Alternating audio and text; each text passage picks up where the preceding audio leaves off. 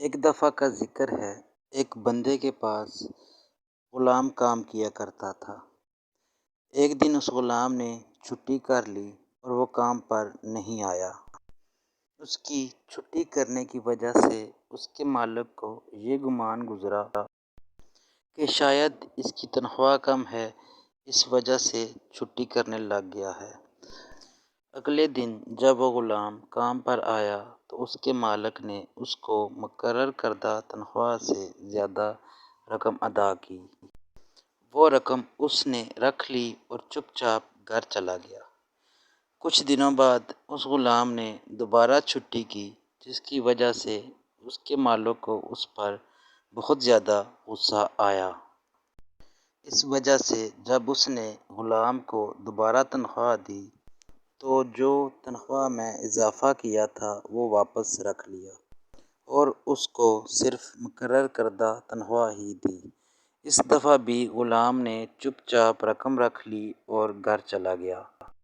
مالک یہ سارا ماجرا دیکھ کر دل ہی دل میں بہت پریشان ہوا کہ جب میں نے اس کی تنخواہ میں اضافہ کیا تو یہ تب بھی چپ رہا، اور جب اب اس کا اضافہ میں نے واپس لے لیا تب بھی یہ چپ چاپ ہی گھر چلا گیا، اعتراض کیوں نہیں کیا۔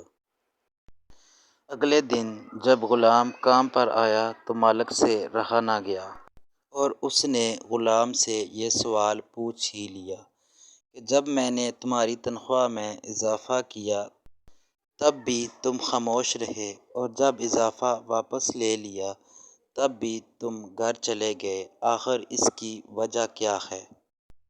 تو غلام نے اس کو یہ جواب دیا کہ مالک، پہلے دن جب میں نے چھٹی کی تو اس دن اللہ پاک نے مجھے اولاد کی نعمت سے نوازا تھا، تو جو آپ نے میری تنخواہ میں اضافہ کیا تھا اس کو میں نے اس کا رزق سمجھ کر اللہ کا شکر ادا کیا اور چپ رہا۔ اور اس کے بعد جو دوبارہ میں نے چھٹی کی اس دن میری والدہ کا انتقال ہو گیا تھا، تو جو آپ نے میری تنخواہ میں اضافہ واپس لے لیا تو اس کو میں نے والدہ کا رزق سمجھا جو وہ اپنے ساتھ واپس لے گئیں۔ تو پھر میں آپ سے کسی طرح کا اعتراض یا سوال کیوں کرتا؟